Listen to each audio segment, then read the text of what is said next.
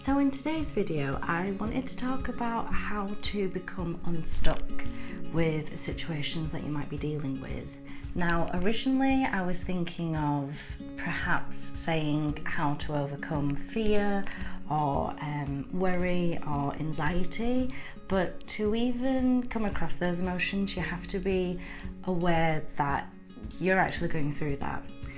What I mean by that is being stuck in a situation and feeling like it's a challenging area is more easily comprehensible for people to realise that something's not right. And worrying about something, you are already in that stage where you know what the problem is and you're trying to figure a way out to solve it, to fix it and to move past that. Sometimes it can just feel like a dis-ease in your life, and I think that's why I thought being in like a sticky situation or like not feeling aligned is probably the best way to describe it. So on a day-to-day, I feel like with many people, including myself, you have like mundane things that you do on a normal basis, but we can sometimes start to feel really stressed out. We can start to feel really overwhelmed. Sometimes, usually there's like two possibilities. The first one being it's a really obvious situation. So if you're, for example, dreading a conversation with somebody that's coming up, or perhaps there's a meeting that you're worried about, obviously that's going to cause some sort of anxiety and you know exactly what the issue is. And that can be solved obviously because time moves on. It's not static. You have to go through that meeting. So that's pretty simple and self-explanatory. But on a second example, which I think some people don't see as much of, is when they just feel really angry in general, or they just don't feel right, or they feel perhaps even numb to life. There's like different ways people kind of react to not feeling satisfied or fulfilled. That doesn't necessarily mean it's within a job or a career. It just means in what you personally feel like you can be doing. And for many of us, we tend to hide a lot of how we are truly seeing the world and how we want to actually live. And instead, we end up just kind of doing things through comfort and ease. For example, if it was like a health issue, let's say, and it was fitness related, I guess it's summer, so I'll say that as everybody seems to be wanting to get out more, everyone's happier, there's more flesh in the world, you know, you can see more skin at this time, and then winter we just all puff up like birds and fatten up. So let's use health and fitness as one. So perhaps, for example, there might be a person that is wanting to lose weight or to get fitter. Maybe their health isn't as good as it was. Maybe they just want to become more mobile, improve their flexibility, whatever it might be. But instead of kind of looking at that, they may just be going through things because of comfort.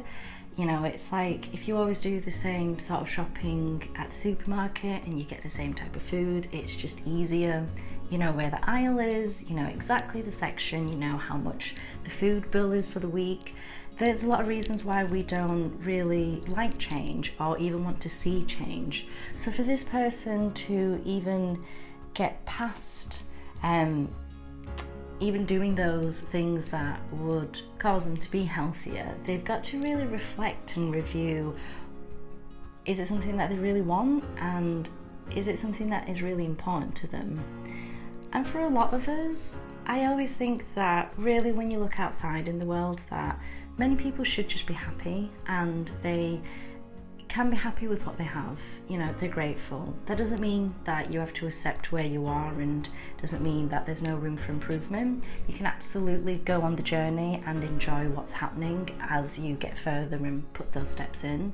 But a lot of us tend to have this stagnation in our minds, as well as the energy that we portray to the rest of the world, and really that just means that there's some sort of collision. So going back to the example of the person, for them to not only, I suppose, admit to themselves or to be aware that perhaps this is something that is troubling them. It may come out in really weird ways. So in day-to-day conversations, you may become a little bit more irritable, or you find that things are just a little bit more difficult, annoying, frustrating. It could be the traffic. It could just be people walking down the street. Things just like fluster you.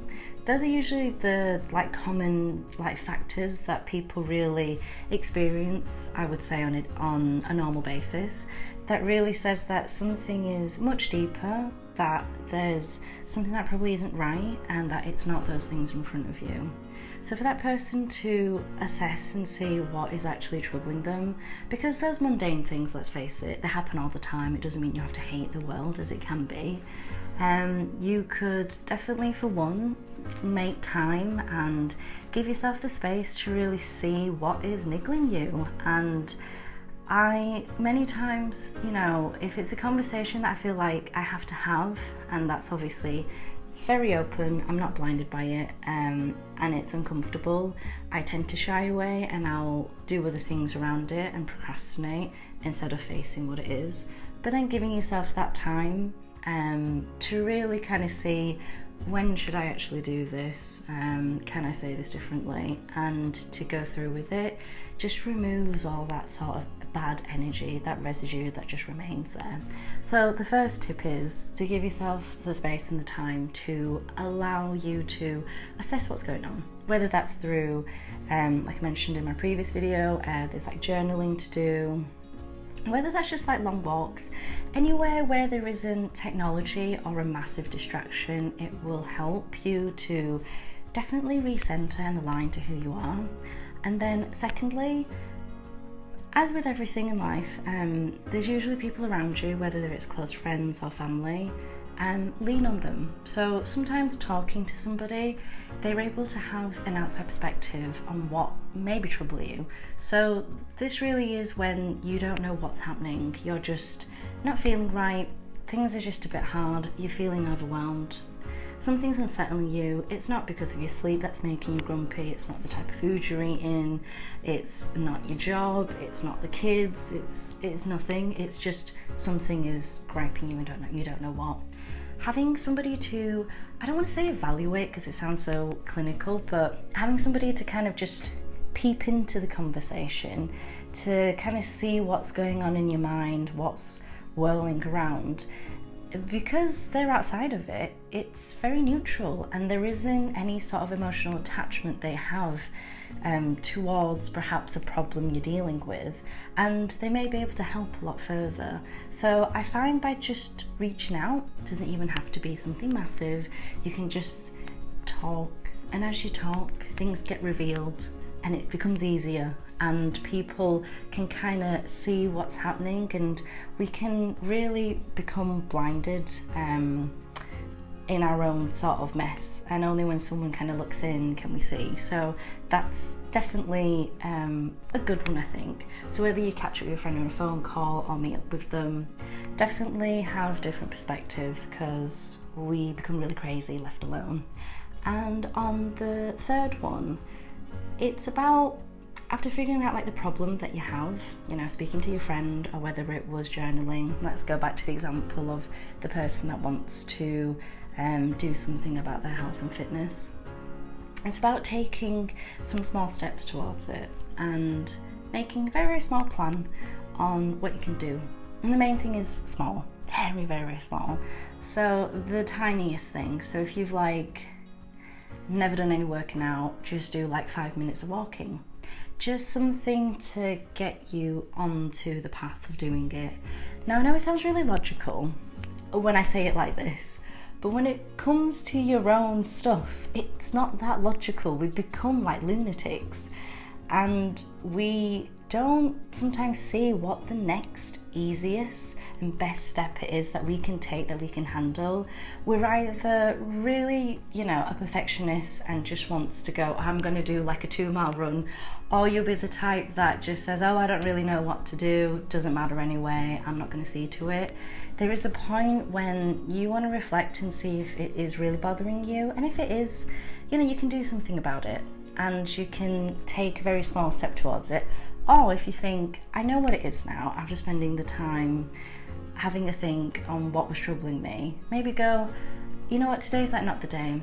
Maybe I'll just do it next week, but I'm just going to enjoy my time. I feel more peaceful knowing what the issue is, that I'm not necessarily avoiding it, but I'm resolute on making my decision.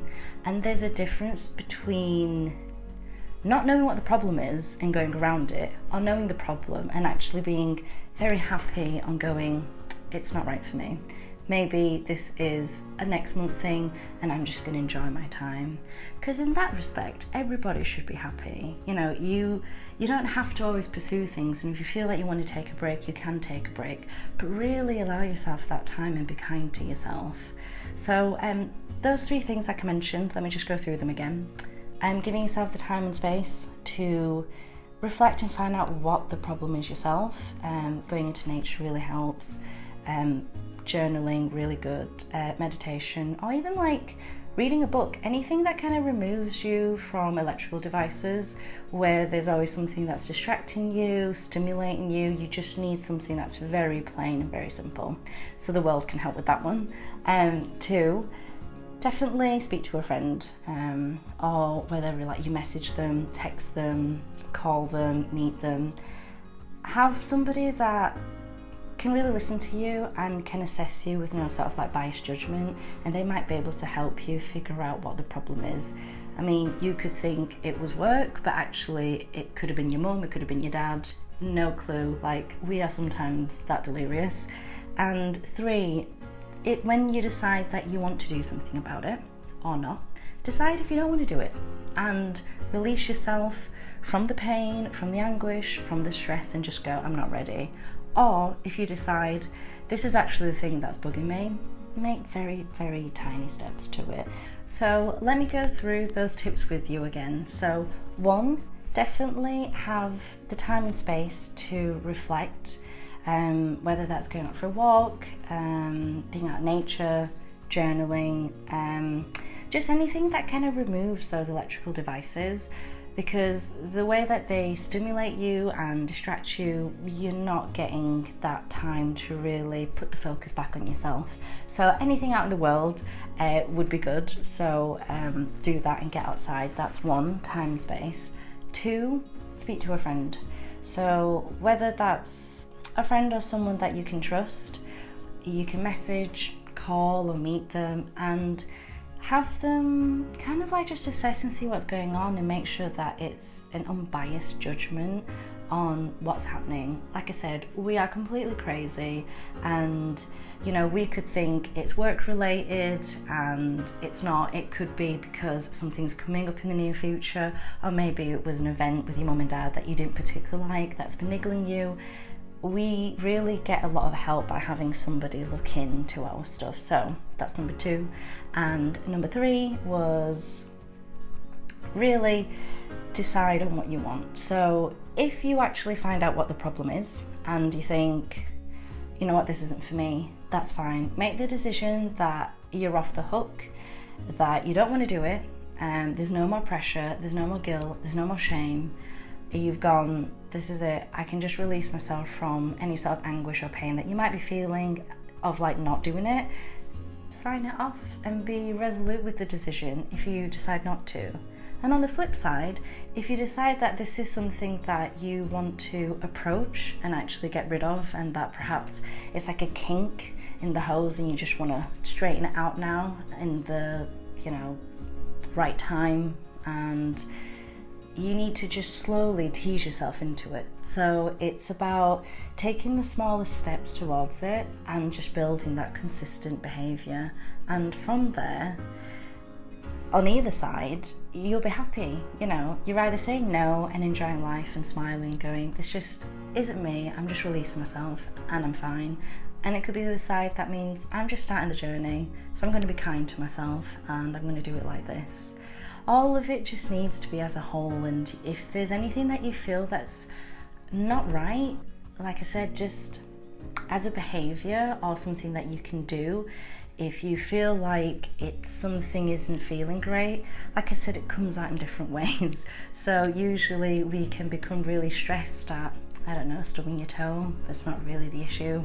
Yes, it does hurt. I've done it before, but it's probably something else. And if it keeps repeating and you find yourself just really spent with energy, having a lot of animosity, no sort of like hope, feeling stuck, it's definitely a sign that there's probably something much deeper that's going on, and it would be definitely worthwhile and very much of a kind approach to just say what's actually going on.